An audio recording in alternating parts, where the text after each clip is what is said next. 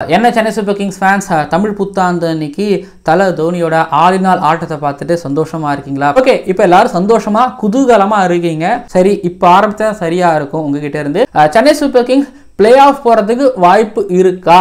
நீங்கள் இல்லைன்னு தான் சொல்லுவீங்க. எனக்கு இல்லை அப்படின்னாலும் இருக்கு அப்படிங்கிற ஒரு பதில் என்கிட்ட இருக்கு.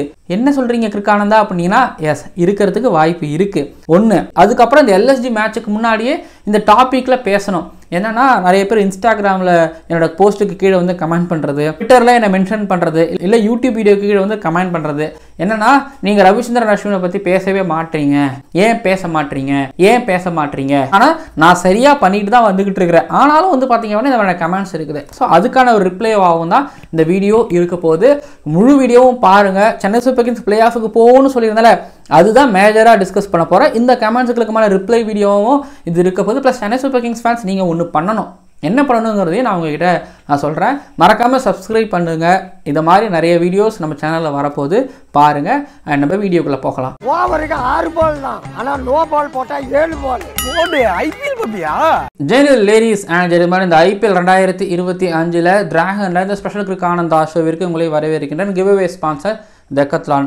இந்த வீடியோவை கொஞ்சம் கவனமாக பாருங்கள். நீங்கள் என்ன சொல்கிறீங்க, நீங்கள் மற்றவங்களை யார் என்ன சொல்கிறீங்கலாம் முக்கியம் கிடையாது. நீங்கள் என்ன சொல்கிறீங்க, என் வீடியோ கீழே நீங்கள் என்ன கமெண்ட் பண்ணுறீங்க, என்னோட இன்ஸ்டாகிராம் போஸ்ட்டுக்கு என்ன கமெண்ட் பண்ணுறீங்க, ட்விட்டரில் நீங்கள் என்னை பற்றி என்ன பேசுகிறீங்க. ஸோ இதை பற்றி தான் நான் பேச வந்திருக்கிறேன். நீங்கள் மற்றவங்களை பற்றி என்ன பேசுங்க, பேசாட்டி போங்க, அதை பற்றி எனக்கு கவலையே கிடையாது. என்னை பற்றி நீங்கள் என்ன பேசுகிறீங்க, அஸ்வினை பற்றி நான் ஏன் பேசுறது இல்லை அப்படின்னு நீங்கள் பேசுகிறீங்க. பட் ஒரு விஷயம் தெரிஞ்சுக்கோங்க, என்னோட இப்போது இந்த வீடியோ பார்த்துட்டோ, இதுக்கப்புறம் போட போகிற ஒரு வீடியோ பார்த்துட்டோ, இப்போது முந்தின வாரத்தில் போட்ட ஒரு வீடியோ பார்த்துட்டோ பேசுனீங்கன்னா சத்தியமாக நான் என்ன பேசுகிறேன், நான் என்னோட ஐடியா என்ன, நான் யாருன்னு உங்களால் புரிஞ்சிக்கவே முடியாது, எனக்கு தெரிஞ்சிக்கவே முடியாது. இப்போ நீங்கள் என்னை தெரிஞ்சுக்கிட்டீங்கனாலும் அது நான் கிடையாது. குறைஞ்சபட்சம் இன்னும் ஒரு 3 மாதம் 6 மாதமாவது ஃபாலோ பண்ணிங்கன்னா தான், இல்லை 1 வருஷமாக ஃபாலோ பண்ணிங்கன்னா தான் என்னோட உண்மையான கேரக்டர் என்ன, நான் என்ன ஐடியாவில் இருக்கிறேன் அப்படிங்கிறது உங்களுக்கு புரியும். இல்லைனா புரியவே புரியாது. நான் எங்கேயுமே அஸ்வினை பற்றி பேசாமல் இல்லவே இல்லை. பேசாமன்னா விமர்சனம், கிரிட்டிசைஸ் பண்ணுறது, நான் புரியுதுங்களா? கிரிட்டிசைஸ், நீங்கள் என்ன எதிர்பார்க்குறீங்க? கிரிட்டிசைஸ் அப்படின்னா நான் அதை பண்ணிட்டு தான் இருந்துகிட்டு இருக்கிறேன். சாஃப்டாக பண்ணுறேன்னா ஹார்டாக பண்ணுறேன்னா அது விஷயம் கிடையாது. பட் நான் பண்ணிட்டு தான் இருந்துகிட்டு இருக்கிறேன். ஏன்னா அஸ்வினை சாஃப்டாக தான் பண்ணணும், இல்லை ஹார்டாக தான் பண்ணணும், இல்லை. ஒரு பிளேயரோட கிரிக்கெட்டையோ இல்லை அவரையும் அந்தளவுக்கு கிரிட்டிசைஸ் என்னால் எவ்வளோ பண்ண முடியும்? எனக்குன்னு சில லிமிட்ஸ் இருக்குது. நான் போயிட்டு ஸ்டூபைட் ரிஷப் பண்ண சொல்ல முடியாது. ஏன்னா நான் டெஸ்ட்டில் 10,000 ரன் அடித்த பிளேயரு கிடையாது. நான் டான் பிராட்மோட 100 ரெக்கார்டு அடித்து முடித்த பிளேயரும் கிடையாது. நான் கிரிக்கானந்தா. எனக்குன்னு ஒரு லிமிட்ஸ் இருக்குது. பேசலாம், ஆனால் நான் பேச மாட்டேன். எனக்குன்னு ஒரு எத்திக்ஸ் இருக்குது. நான் சேனல் ஸ்டார்ட் பண்ணும் போதுலேருந்து அதுக்கப்புறம் கொஞ்சம் கொஞ்சமாக சில பல எத்திக்ஸ் ஒன்று சேர்த்துட்டு வரேன். அந்த எத்திக்ஸில் இவ்வளோதான் இருக்குது. பட் நீங்கள் எதிர்பார்க்குறது வந்து ஒரு பிளேயரை கிரிட்டிசைஸ் பண்ணுறதுங்கிறத தாண்டி மேபி ட்ரோலாக இருக்கலாம், அபியூஸாக இருக்கலாம், அவர் மேலே வன்மை கக்கிறதா இருக்கலாம். இதெல்லாம் நான் எப்போவுமே இந்த பிளேயர் மேலேயும் நான் பண்ணவும் மாட்டேன். கம்பேர் பண்ணும்போதுமே ஒருத்தர் மிகைப்படுத்தி வேணால் கம்பேர் பண்ணுறதா இருக்கலாமே தவிர இன்னொருத்தர தரம் தாழ்ந்து மட்டமாக பேசணும் அப்படிங்கிறது இருக்கவே இருக்காது. சரி, நிறைய இடங்களில் வந்து பார்த்தீங்கன்னா அஸ்வினை பற்றி சில இடங்களில் நான் கடந்து போவேன், இல்லை சில பிளேயர்ஸை பற்றி கடந்து போவேன், பேச வேணான்னு விட்டுட்டு போவேன். ஏன்னா நீங்கள் அவ்வளோவுக்கு அவரை பற்றி நீங்கள் பேசிட்டீங்க, ஓகேங்களா? இப்போ அஸ்வினோட பர்ஃபார்மன்ஸ் பற்றி உங்களுக்கு கிளியராகவே தெரியும். ஏன்னா நம்பர்ஸ் ரொம்ப கிளியராக காமிக்குது. அவரை பற்றி இன்னும் பேசி அது நல்லா இருக்காது பாஸ். அந்த நேரத்தில் அவர்களுக்கு என்ன தேவைப்படும்னா, நீ குத்திக்கிட்டே இருக்கிறது இல்லை, தோளில் கை போட்டு பார்த்துக்கலாம் அப்படிங்கிற வார்த்தை தான் அவங்களுக்கு தேவைப்படும். இல்லைனா அவங்கள பற்றி பேசாமல் போனாலே அவங்க ரியலைஸ் பண்ணுவாங்க. அவங்க கொஞ்சம் நேரம் விட்டாலே அவங்க அதை போய் ரியலைஸ் பண்ணிட்டு அவங்க வருவாங்க. நீங்கள் எந்தாவது ஒரு ப்ரிவியூவில் பார்த்தீங்கன்னா அஸ்வின் / ஸ்ரேயாஸ் கோபால் அப்படின்னு இருக்கும். இல்லை அஸ்வின் இருக்கும் இம்பாக்ட் நான் ஸ்ரேயாஸ் கோபால் சேர்த்துருந்துருப்பேன்.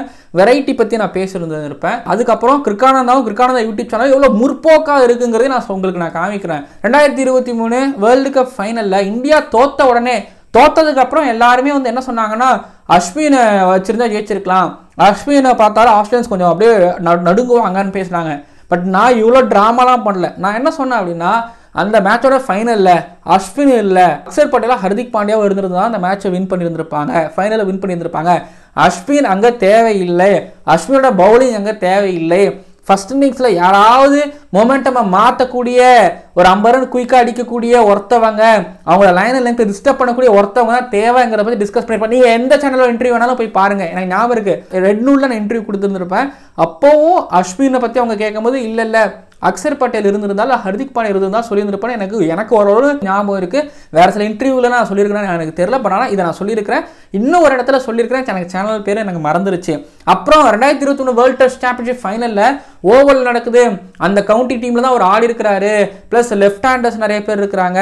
ஸ்பின்னாலே கொஞ்சம் பயப்படுவாங்க ஆஸ்திரேலியன்ஸ் அப்படின்னு திரும்பவும் அதே தான் பேசினாங்க. பட் நான் என்ன சொன்னேன், விக்கெட்ல பவுன்ஸ் இருக்கு. ஜடேஜாவை ஸ்மித்தும் டிராவிஸும் ஏறி அடிச்சது நீங்க பாத்தீங்களா? மதிக்கவே இல்லை ஜடேஜாவை. அந்த இடத்துல அஸ்வின் ஆடி இருந்தா இன்னும் கொஞ்சம் ரன்ஸ் தான் போயிருந்திருக்கும். விக்கெட் வந்திருக்கலாம், பட் ரன்ஸ் கொஞ்சம் அதிகமாக தான் போயிருந்திருக்கும். அஸ்வின் இல்லாம இந்தியா ஆடுறதே சரி அப்படிங்கிற மாதிரி தான் நான் பேசியிருந்திருப்பேன். ஸோ நீங்க இந்த ஸ்டாண்ட் எடுத்துருக்கீங்க, பட் என்னோட ஸ்டாண்ட் டிஃப்ரெண்டாகவே இருக்கும். என்ன நீங்க அஸ்வினுக்கு எதிராக இருக்கீங்களா அப்படின்னா, அஸ்வினுக்கு எதிராக இல்லை. என்ன பொறுத்த வரைக்கும் முதல்ல டீம், அப்புறம் தான் பிளேயர். டீமோட காம்பினேஷன், ரைட் காம்பினேஷன், ஆப்பனோட ஸ்ட்ரென்த், வீக்னஸ், பிச் கண்டிஷன் இதெல்லாம் பார்த்துட்டு தான் நான் அந்த இண்டிவிஜுவல்ஸ் அதில் ஃபிட் ஆவாரா மாட்டாரா அப்படிங்கிறத பற்றி பேசுவேன். இந்தியா தமிழ்நாடு பிளேயரு அப்படின்னு நான் பார்த்து பேசியிருந்தேன்னா இந்த இடத்துல ஆமாங்க அஸ்வின் தான் வின் பண்ணியிருப்பாங்க. 2023 வேர்ல்ட் டெஸ்ட் சாம்பியன்ஷிப் தோத்ததுக்கு காரணமும் அஸ்வின் இல்லாதாங்க. எல்லாரும் மாதிரியும் முடிஞ்சதுக்கு அப்புறம் ஒன்று பேசுவாங்கல்ல, அந்த மாதிரி நான் பேசலை. ஆரம்பத்தில் என்னென்ன ஸ்டாண்ட் எடுத்தனோ அந்த ஸ்டாண்டை கடைசி வரைக்கும் எடுப்பேன்.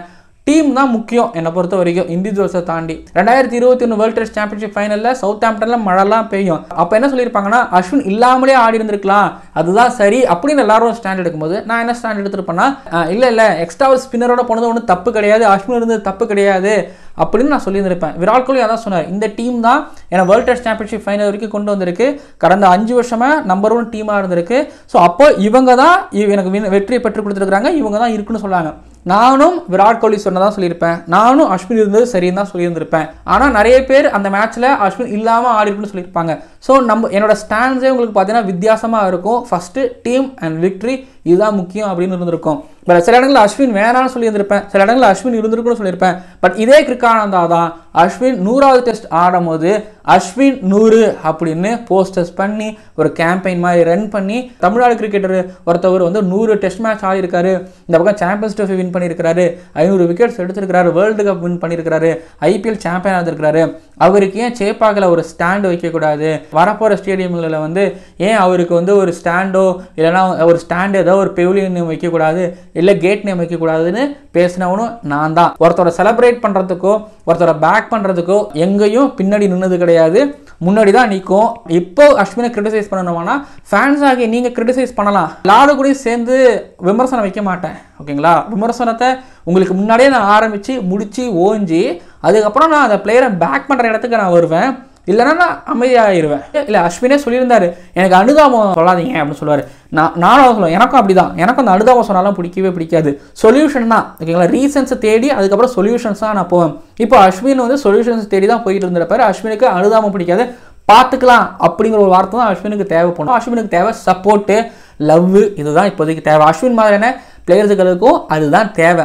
அஸ்வின் ஒன்றும் கிரிக்கானந்தா சேனலுக்கோ கிரிக்கானந்தாவுக்கோ காசு கொடுக்கல, அவர்கிட்ட இருந்து இங்கே ஃபண்டு எனக்கு வரதும் கிடையாது.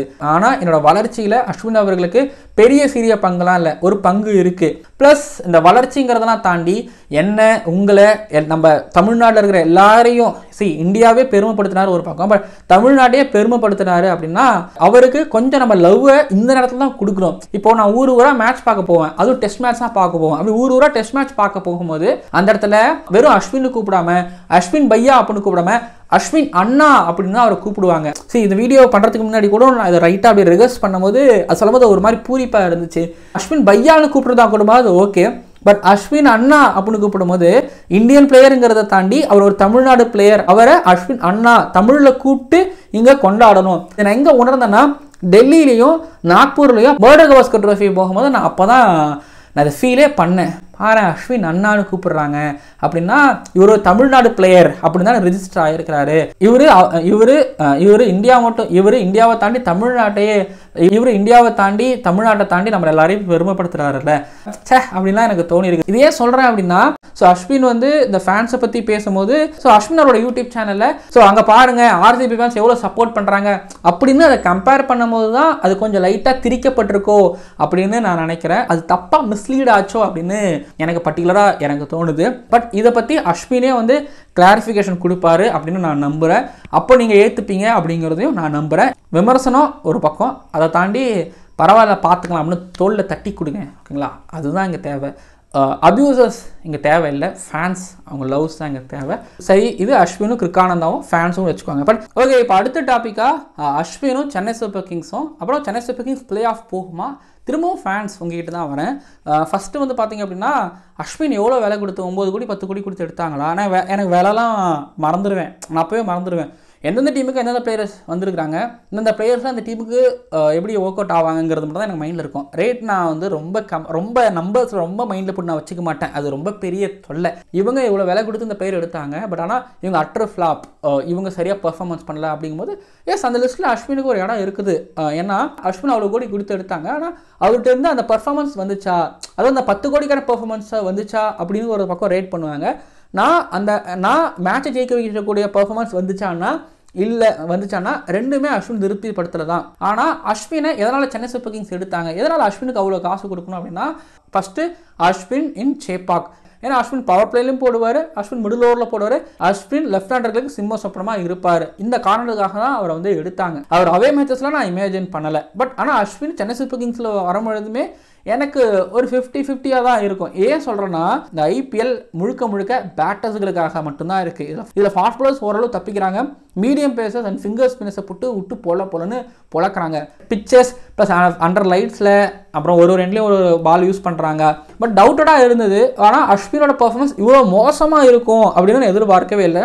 அவங்களும் எதிர்பார்த்துருக்கவே மாட்டார். ஸோ அஸ்வினை Ruturaj Gaikwad power play use பண்ணும்போது எல்லாருமே ஏன் அஸ்வினை பவர் பிளே யூஸ் பண்ணுறாங்க, பாஸ் அவ்வளோ காசு கொடுத்து எடுத்துருக்காங்க. ஒரு பக்கம் அவர் தான் சீனியர் ஸ்பின்னர், ஒரு பக்கம் ஃபஸ்ட்டு மேட்ச்சு 14 ரன்னு கொடுத்து ஒரு விக்கெட்டு, அதை திலக்குவமெல்லாம் ரிவர்ஸ் ஸ்வீப்லாம் அவர் அடிப்பார். திரும்பி ஆர்சிபிக்கு அகேன்ஸ்டாக பவர் பிளே 16 ரன்னு கொடுப்பாரு. ஆர்ஆருக்கு அகேன்ஸ்டாக நிதிஷ் ராணா அவரை ஒரு ஓவரில் 2 6 ஒரு 4 அடிச்செல்லாம் மறக்க முடியாது, 19 ரன்னு.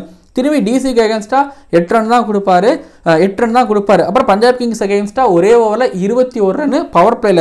அடுத்ததாக கேகேஆருக்கு அகேன்ஸ்டாக ஒரே ஓவரில் 12 ரன் கொடுப்பாரு. இப்போ நான் சொன்னது எல்லாமே பவர் பிளேயில். என்னடா அஸ்வின் தான் பவர் பிளேயில் அடி வாங்குறாருன்னு தெரியுது.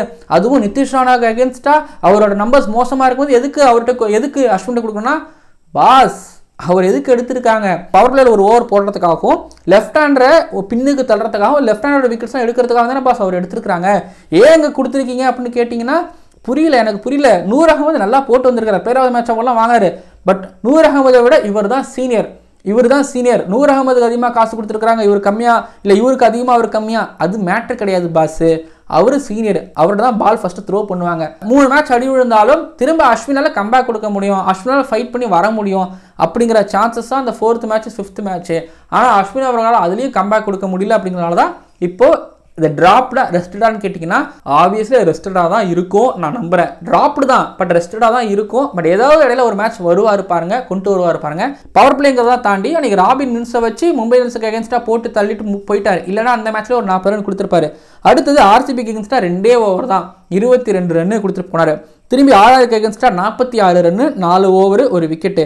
பஞ்சாப் கிங்ஸ் அகேன்ஸ்டாக ஓகே அங்கே வந்து கேட்ச் பிடிக்கல முகேஷ் சௌத்ரின்னு சொன்னாலும் ஸோ அஸ்வின் கணக்கில் 48 ரன்னு. டிசிக்கு அகேன்ஸ்டாக 21 ரன்னு 3 ஓவர். அதுக்கப்புறம் கேகேஆருக்கு அகேன்ஸ்டாக 3 ஓவருக்கு 30 ரன்னு. ஸோ எதிர்பார்த்த ஒரு சீனியர் ஸ்பின்னர், ஒரு ஃபிங்கர் ஸ்பின்னர், அவர் வந்து பார்த்தீங்க அப்படின்னா ரன்களை இவ்வளோ அளவுக்கு கொடுத்துட்டு போகும்போது கண்டிப்பாக அவரும் ஃபெயிலியர், டீமும் ஃபெயிலியர் தான். ரிசல்ட் அதனால் ஃபெயிலியர்னு வந்துச்சு.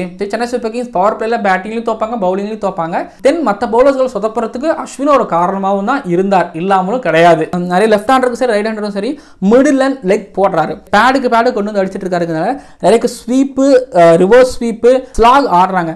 ஸோ அவர் எங்கேயுமே பாலை பெருசாக வெளில எடுத்துகிட்டு வந்து போன மாதிரியோ இல்லைனா வந்து பார்த்தீங்கன்னா பீட்டன் எடுத்த மாதிரியோ எனக்கு தெரியல. மேக்ஸிமம் வந்து பார்த்தீங்கன்னா பேடுக்கு மிடில் லெக்லேயோ இல்லை அந்த லைன்லேயே வச்சுக்கிட்டே இருக்கிறாரு. இதனால் வந்து போட்டுகிட்டே இருக்கிறாரு. பேட்ஸ்மேன்ஸ்களுக்கும் அது ஒரு ப்ரிடிக்டபிளான லைனும் போயிடுச்சு. ஸோ அஸ்வினுக்கு அந்த டேர்ன் ஐ திங்க் அவர் வந்து பார்த்தீங்கன்னா இந்த ரிலீஸ் பண்ணும்போது ஒரு டேர்ன் ஓகேங்களா, காற்றுல அவர் ஒரு மாதிரி டேர்ன் பண்ணுவார்ல, அதை எதிர்பார்க்குறாரா அப்படின்னு தெரியல. மேபி எதிர்பார்க்குறாரே தெரியல.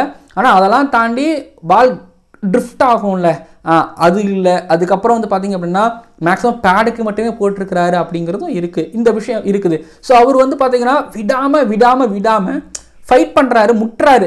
போகும்போது தான் இது எல்லாமே நடக்குதுன்னு நான் நினைக்கிறேன். ஸோ அஸ்வினை இப்போ ட்ராப்டா, பட் ரெஸ்டட்னா ரொம்ப சந்தோஷம். அவர் என்ன பண்ணிட்டு இருக்கிறாரு, என்ன பண்ணணுங்கிறத யோசித்து ஒரு கம்பேக் கொடுக்கறதுக்கான கம்பேக் கொடுக்கறதுக்கான ஒரு கேப்பாக இருக்கும்.